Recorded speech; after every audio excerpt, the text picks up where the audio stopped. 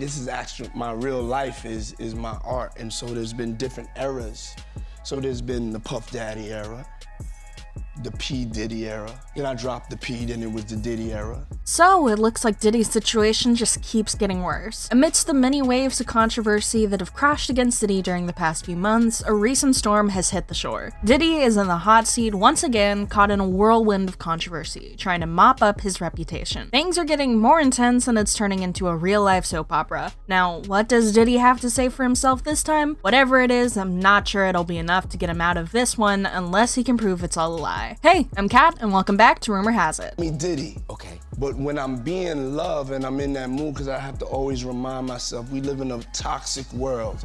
And it's love versus hate. That's what's going on right now. Yeah. The hip-hop mogul, known for his lavish lifestyle and unparalleled success, is rumored to be currently facing a storm of accusations that threaten to tarnish his untouchable image. And guess what? This ain't the first rodeo, it's the fourth. Yep, you heard it right. The fourth person stepping up with similar claims against Diddy. It's like the universe said, hold my drink, we're not done yet, with these new allegations. Diddy is placed under fire and things are not looking good at all. So, in this fourth lawsuit filed against him, Diddy is accused of yet another sexual scandal. This time, it's gotten more sensitive as the plaintiff in question was allegedly 17 years old when the supposed sexual crime took place. New sexual assault accuser in the Diddy conversation. So there is a young woman, she filed as Jane Doe. She said that at 17 years old, she was sex trafficked and gang raped by Diddy. The suit was filed against Diddy under an anonymous identity, and from this point forward, we'll be referring to this woman as Jane Doe. According to the lawsuit filed in the Manhattan federal court, Jane accused Diddy of sexually assaulting her in his music studio. Of course, it only gets worse from here. She claimed in the court documents that Diddy, alongside Harve Pierre, the president of Diddy's record label, Bad Boy Entertainment, and a third unidentified person, took turns her in the said recording studio. Meanwhile, Diddy, who's not spoken much since the beginning of this drama, has finally broken his silence on the whole issue. Now, I will say that this is the first time, this is the first suit where Diddy has actually spoken out himself. Yeah. We've been hearing After the recent lawsuit started to garner a lot of attention, the rapper reportedly took to Instagram to deny all of the allegations. He made a post regarding this saying enough is enough, an attempt to show that he's ready to quell all the accusations laid against him. The post further read, "For the past couple of weeks, I've sat silently and watched people try to assassinate my character, destroy my reputation and my legacy. Sickening allegations have been made against me by individuals looking for a quick payday. Let me be absolutely clear. I did not do any of the awful things being alleged. I will fight for my name, my family, and for the truth." Just like he's done the previous allegations, it appears that Diddy is also denying the new allegations against him. Many are torn between taking Diddy's word for it and ensuring that this woman, if the allegations turn out to be true, gets the justice she deserves. At this point, many are curious as to how Diddy and an 11th grader even crossed paths in the first place, because frankly, all of this is incredibly intense and a very sensitive situation. More than two sides. This is one of these things where 3 things can be true, 4 things can be true. There are so many complicated scenarios. It's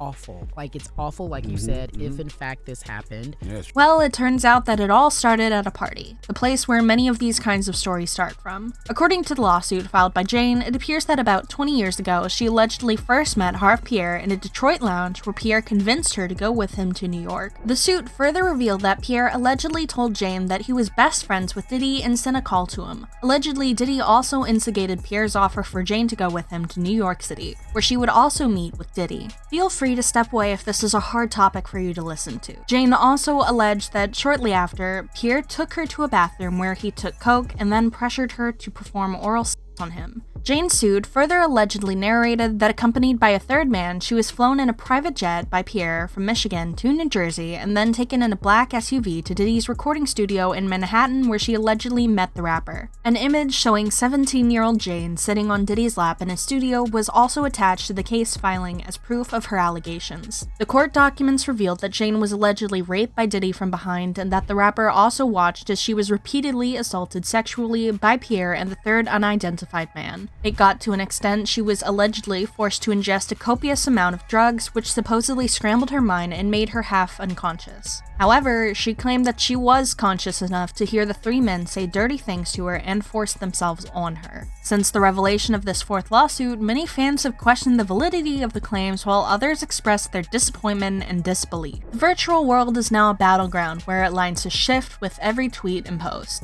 Allegedly, some fans are giving Jane the side-eye, victim-shaming her, and wondering what a 17-year-old could be doing with a 34-year-old man in the first place. However, they're looking to blame the wrong person if all of this is true. The lawsuit reportedly stated that Jane was not in a state to fully understand what was going on until she was abused and assaulted. As the night wore on, the 17-year-old Miss Doe became more and more inebriated, eventually to the point that she could not possibly have consented to having sex with anyone, much less someone twice her age, the court documents read. The night of the act reportedly led to the victim's unconsciousness, having issues breathing properly due to the aggressive manner in which she was assaulted, and ended up lying on the bathroom floor in severe pain. According to the lawsuit, she could barely stand up following the gang and had to be helped to walk out of the building and back into a car. Jane alleged that she was thereafter put back on a flight home and suffered the trauma of the unfortunate event that took place that night. Jane's lawyer recounted during an interview saying, "Miss Doe has lived with her memories of this fateful night for 20 years. That has impacted nearly every aspect of her life and personal relationships. The depravity of these abhorrent acts has, not surprisingly, scarred our client for life." Despite the fact that the event took place about 2 decades ago, Jane has now come out to reveal all that went down and is reportedly suing Diddy, Pierre, and the unidentified man, Diddy's record label, and the music studio under the gender-motivated violence protection law. In addition to this, she's allegedly also seeking, although not specified, compensation for the emotional, physical, and mental damages caused by their act. The law under which Jane Doe is suing Diddy and the remaining defendants allows for old cases, no matter how long, to be brought up even if the statute of limitations has already expired. So if you're thinking that 20 years is a very long time for Jane to suddenly be bringing up such a matter, the law allows it. While the law may have served as a tool for Jane to bring the defendants to book, the fact that other women have spoken up about similar cases with Diddy served as a bigger opportunity for Jane to speak up. It's not surprising Jane Doe finally had the courage to speak up after three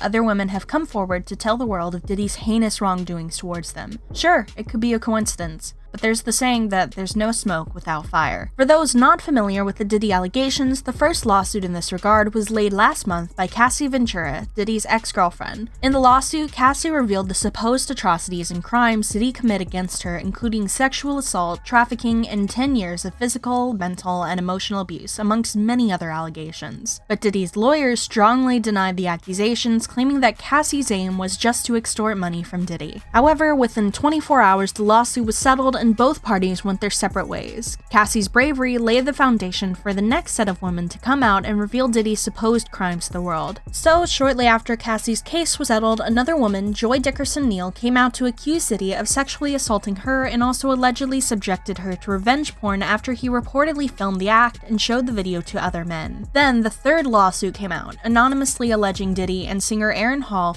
being the plaintiff and her friend sometime in the 90s. However, while the last 2 lawsuits are still pending, it appears that investigations have started on Jane's claims. Allegedly, there's a growing sense that this isn't just a case of he said, she said. The mounting accusations are creating a narrative that's hard to ignore, and it's becoming increasingly challenging for Diddy to control the narrative. But that's all for today's video. What do you think about the recurring allegations against Diddy? I'd like to hear your thoughts down in the comments below. We love reading them. And I'll see you in the next video. Bye-bye.